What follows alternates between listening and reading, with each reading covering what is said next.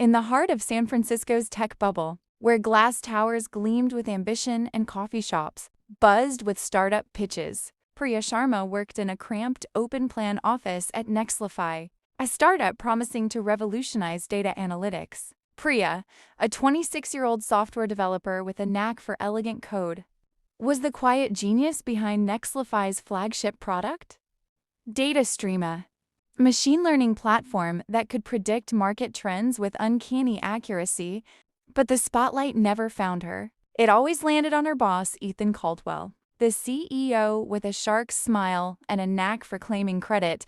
Ethan was a Silicon Valley archetype, charismatic, ruthless, and utterly devoid of technical skill. He wore tailored blazers, tossed around buzzwords like disrupt and scale, and had a habit of interrupting Priya's presentations to summarize her work as his own. To the investors, the press, and the team, Ethan was the visionary. Priya was just the coder, a replaceable cog in his machine. For 3 years, she endured his microaggressions, his jokes about her Indian accent, his insistence that she simplifies her explanations for clients, and his refusal to grant her the equity she'd been promised when she joined Nextlify straight out of Stanford. Priya wasn't naive. She knew tech was a boys' club, and she'd seen women like her sidelined before. But she stayed because DataStream was her creation, her masterpiece. Every algorithm, every line of code was a piece of her soul.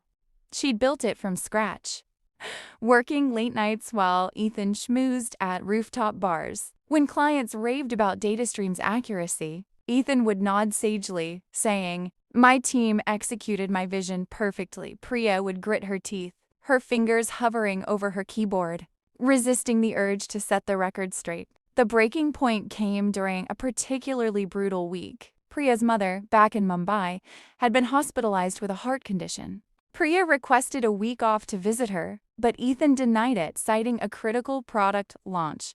"You're needed here, Priya," he said, not looking up from his phone. "Family stuff can wait." "This is your priority," she pleaded, explaining her mother's fragile state.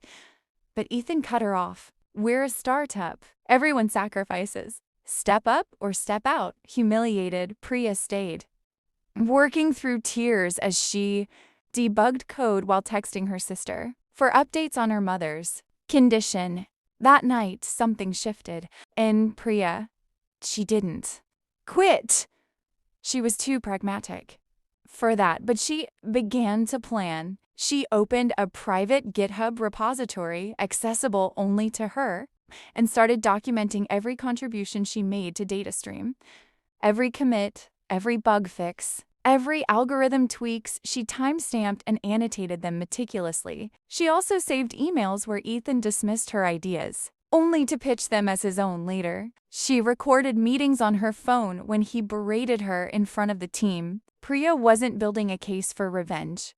She was building a shield, a record of truth that could protect her when the time came. For 2 more years, she played the part of the dutiful coder.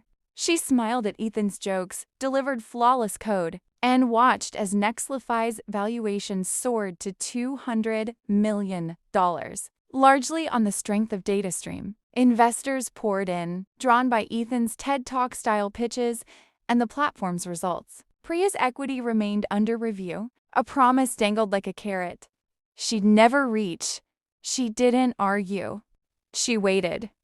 The opportunity arrived in the form of a rumor. Ethan was negotiating to sell Nextlify to a tech giant, Quantum Dynamics, for $500 million. He stood to walk away with $50 million personally, thanks to his majority stake. At an all-hands meeting, he announced the potential deal with a grin. Calling DataStream my life's work, Priya's stomach churned. But she kept her face neutral.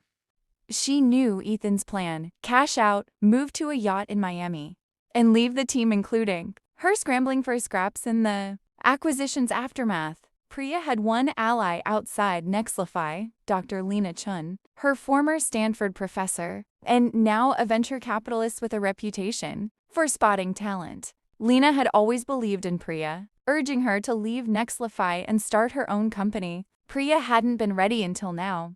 Over coffee at a quiet cafe in Palo Alto, Priya shared her story with Lena, She didn't rant or cry.